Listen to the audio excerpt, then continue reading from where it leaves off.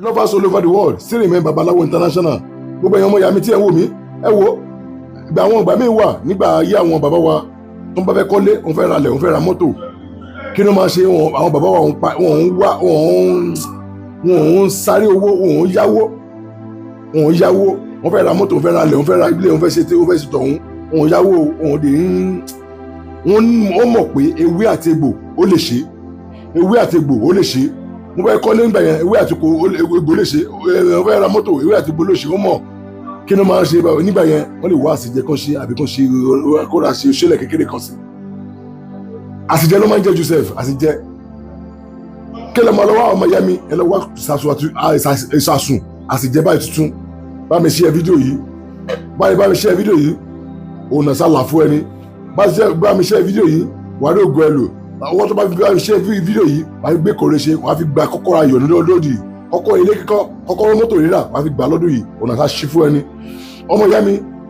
wá kòkó àsìjẹ tuntun ẹ̀rí bó ṣe rí kòkó àsìjẹ tuntun ẹ̀ wá tí ẹ bá ti wá ẹ̀ lọ wá èmi èṣù òòjọ́ wọ́n pe ewé kan ní èmi èṣù wọ́n pè ní arùfọ̀fọ̀ wọ́n pè ní rẹ̀mí kòmí orúkọ kan ló ń jẹ́ orúkọ yìí o orúkọ kan ló ń jẹ́ orúkọ yìí so tẹ́ bá lè já ẹmu èṣù yìí tẹ́ bá lè já kí lè máa ṣe ẹmu sórí ẹyọ kan péré tí ò lù wọ́ rárá ẹmu sórí ọlọ ẹ lọ pẹ̀lú ìyèrè ẹyọ ìyèrè mẹ́ta ẹ lọ pẹ̀lú bá ti lọ pẹ̀lú ọmọ ìyá mi kí ló máa ṣe bá mi ṣe fídíò yẹn so tó bá tó wá lọ pẹ̀lú ọmọ ìyá mi wàá sí kí ni wàá lọ akúná bá ti kúná wàá wá fi sí ẹyin adìyẹ ẹ̀kan wàá fọ ẹyin adìyẹ kan ẹyin adìyẹ bílẹ̀ ìgbà míì wà tàgíríkì máa dájú ó máa dájú ti bílẹ̀ lọ so wọ́n lè wá ẹyin adìyẹ gíríkì kó ra gàbé kan torí pé ìgbà míì ò lè fẹ́ lò ti bílẹ̀ ó wá rí pé ó ti bàjẹ́ nínú wàá lọ wá wò mí lo ẹyin adìyẹ gíríkì kan tó bá yẹ kó fún lára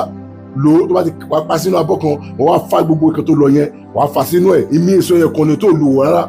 tó tóbi olú máa fa sí o máa lọ pẹ̀lú ìyèrè ẹyọ mẹ́ta wá lọ wá fa sí inú ẹni wàá pò pọ̀ pẹ̀lú ṣíbí wàá mẹ́sọ̀ kó yọ ọjà kó lára pẹ̀lú ògógóró fi ògógóró fọ̀ hàn ti fọ̀ bá ti fi fọ̀ tán ọmọ ìyá mi wàá gbé kíni sórí iná a máa gbá lọ bá ti gbóná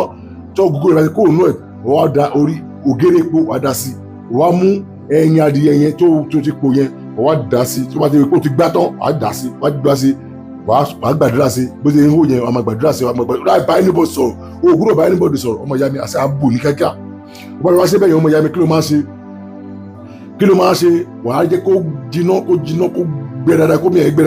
dáadáa ọmọ ìyá mi kí ló máa ṣe ọ̀rọ̀ àrọ̀ sọ ọ̀ wá 1,000 naira tuntun wàá ṣàdúrà sí wàá yẹ kó tutù lórí ló bá ti pa iná nídìí ẹ̀ wàá sọ sórí kan wàá yẹ kó tutù wàá yẹ tutù ọmọ ìyá mi wàá mú 1,000 naira mú sórí tébù ó mà kó ṣàdúrà 1,000 naira yẹn wàá gbé kíní yẹn kẹ pọ́ọ̀tì ìsàsù yẹn wàá gbé sórí 1,000 naira yẹn wàá gbé sórí 1,000 naira yẹn má bínú kò sówó lọ́wọ́ mi bí bá síbẹ̀ wàá gbé sórí 1,000 naira ní báyìí wàá ti gbèsè lórí kíní ó mà pé kíní jẹ́ mẹ́sọ̀ pé kíní tutù ìfẹ́ kó tó gbé ní lórí o tó bá má sọ síbi kan o lè kọ́kọ́ sọ sórí òṣùká kó sọ wá gbé lórí ọmọ ìyá mi tó bá ti wá sí bẹ́ẹ̀ ọmọ ìyá mi kí ló máa ṣe bí kí ni bá wọ́n á sí kí ni wọ́n á máa jẹ́ wọ́n á máa kójọ bá ti wá jẹ́ tán mẹ́sọ̀ kókó jẹ́ tán wọ́n á mú owó yẹn wọ́n á lọ fún oníbàárà ọmọ ìyá mi owó oye tó bá tọrọ lórí owó yẹn òun ló máa padà fi rí ọlọ́mọ ẹ̀ka yìí mú wa òun ló máa padà fi rí iṣẹ́ yìí dájú tested confirm bá mi ṣe fídíò yẹn á jẹ́ fún ẹ̀kọ́ ìjẹun náà ló máa jẹ́ kò ní jíjẹ ọrùn lágbára ìmọ̀ rẹ̀ ìjẹun náà ló máa jẹ́ kò ní jíjẹ ọrùn nítorí pé ìjẹun ìjà ẹ̀pẹ́ ní o ọ̀nà sálà fún àríntẹ̀ ṣe o alárò àtú ẹ say remain Babalawo International share the video for me this is my number 081 222 148 91 ire o kàǹkà ẹ ṣé ẹ̀yin ọmọ ìyá mi àdúrà gbà o.